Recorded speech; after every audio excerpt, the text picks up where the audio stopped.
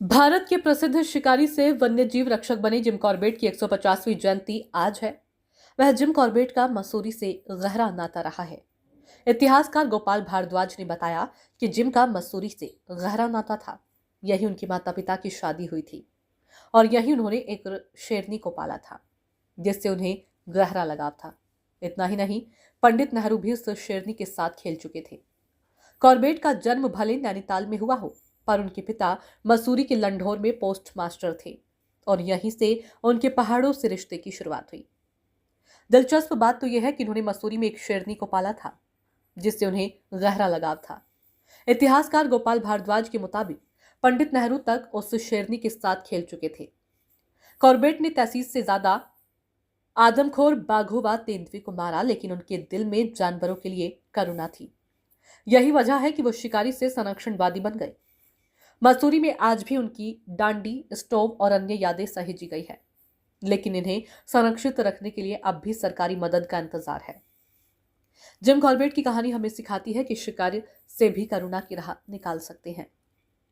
गोपाल भारद्वाज ने उनकी स्मृतियों को संरक्षित करने के लिए सरकार से सहयोग की मांग दोहराई। देखिए, ये तो बहुत ज़्यादातर लोग उनको सोचते हैं कि उन्होंने शेर चीतों का शिकार किया, लेकिन वो एक ट्रू ह्यूमन बींग्स के अंदर जो क्वालिटीज़ होनी चाहिए वो थी। और ये मसूरी का सौभाग्य है कि वो मसूरी में कुछ समय आए।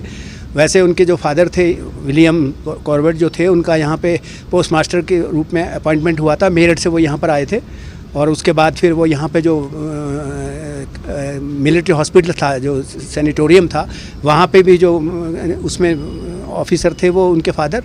और उनकी दूसरी जो सेकंड मैरिज मैरी जॉन से हुई है, वो लाल टिब्बे में जो हमारे मसूरी में सेंट पॉल्स चर्च है, वहाँ पे उनकी दूसरी शादी 1859 में हुई है। उससे पहले भी एक शादी हो चुकी थी और उनका जन्म मेरठ में हुआ था। मेरठ से वो मसूरी में as a post master posted हुए थे और फिर उसके बाद 1859 में उनका ट्रांसफ़र नैनीताल हो गया था।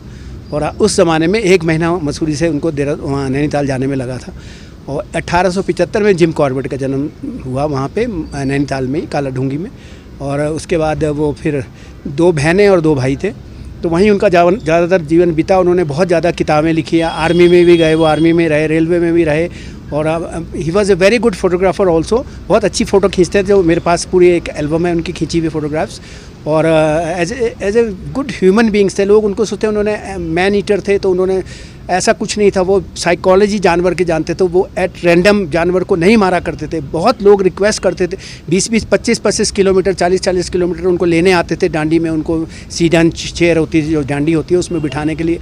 Man eater of Kumaon, man eater of Rudraprayag, man eater of Talladesh, ऐसी कई किताबें। और उसके अलावा उन्होंने जो बुक्स लिखी हैं, कई स्टोरीज लिखे हैं। माई इंडिया एक किताब है, उसमें उनकी लिखी हुई कई स्टोरीज़ हैं, ट्रू स्टोरीज़ हैं। कितने अच्छे भाव थे, कितने अच्छे वो लोगों की हेल्प किया करते थे, आउट ऑफ द हैंड जाके, आउट ऑफ द वे जाके बहुत ज़्यादा हेल्प किया करते थे। और जब वो यहाँ से 1945 में वो कीनिया चले गए थे अपनी बहन के साथ। ही वॉज अनमैरिड, तो उनकी बहन भी अनमैरिड थी, वो कीनिया चले गए। और जब वो यहाँ से जा रहे थे, तो जो उनके बचपन के साथी थे, किसी को उन्होंने राइफ़ल दी, किसी को अपनी कॉटेज दी, किसी को अपना और सामान दिया यादगिरी के लिए, किसी को मसूरी में तो जो उनके, क्योंकि उनके रिलेटिव मसूरी में थे, पहले से कई रहते थे।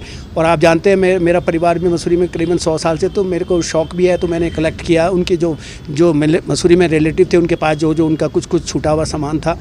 एक एल्बम है, या उनके एक वॉल कारपेट था, या उनके एक वो कुकिंग वो जो जंगल कुक था मेरे पास, प्रेशर कुकर, एक स्टोव था, और उनके जो जैसे लेंटन वेंटन, ऐसी कई चीज़ें, एक डांडी भी थी उनकी, वो मेरे पास है। तो इस तरह के कई चीज़ें मेरे पास भी रही है। वो मसूरी में उनका आना जाना रहा है। और लास्ट वो 1929-30 में आए और 1932 में फिर आए वो यहाँ पे। और यहाँ पे एक कोठी थी यहाँ पे कैमल्स बैक रोड में, अब तो वो तोड़ दी गई है, उसकी जगह दूसरा कमला कासिल बना दिया है। वहाँ नॉर्थ व्यू लॉज होता था, वहाँ वो आया करते थे। वहाँ उनकी एक आंटी रहती थी, तो वहाँ उन्होंने एक पेट भी रखा था, टाइग्रेस थी, और वो उसका नाम उन्होंने डायना रखा हुआ था। उसकी फ़ोटोग्राफ भी मेरे पास है। और वो मतलब उस फोटो को आप देखो, जैसे आदमी को गले लगाता है, जानवर को वो इस तरह से गले लगा। इसी से आप लगा सकते हैं वो जानवर को कितना प्यार करते थे। जानवर की मनोवैज्ञानिक साइकोलॉजी वो जानते थे। वो चाहते थे, देखते थे कि मैन ईटर बना क्यों। मैन ईटर ऐसे नहीं बन जाता। आज तो जैसे कहते हैं ना, एट रैंडम जाके मार दिया, कि ज़रा सा किसी को 1-2 को उठा लिया। लोग रिक्वेस्ट किया करते थे 15-15 दिन आके, साहब हमारे गाँव चलो, साहब हमारे जानवर को उठा के जा रहे हैं। तो he was a very nice human beings, मैं तो ये कह सकूँ। और he was a very good writer, very good photographer, very good Hunter.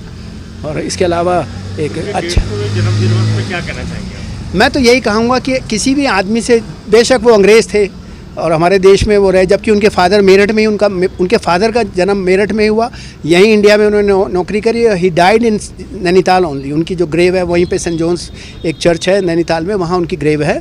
और आप इसी से लगाए, हिंदुस्तान में पैदा हुए, हिंदुस्तान में जन्म हुआ। जिम कॉर्बेट तो कीनिया जाके उनकी डेथ हुई, लेकिन एज ए ह्यूमन हम उन्हें याद कर सकते हैं। एज ए ह्यूमन के जो वो होते हैं, जो अच्छी क्वालिटीज़ जो होती है, वो बहुत ही डाउन टू अर्थ आदमी थे। और उनको ये नहीं था कि जैसे हिंसक इस तरह के जैसे होते हैं ना कि मैंने जानवर को मारना है, वो उनकी लास्ट कोशिश होती थी कि मैं इस जानवर को ना मारूं। और जबकि लोग उन पर कई शिकार तो करे जिम कॉर्बेट।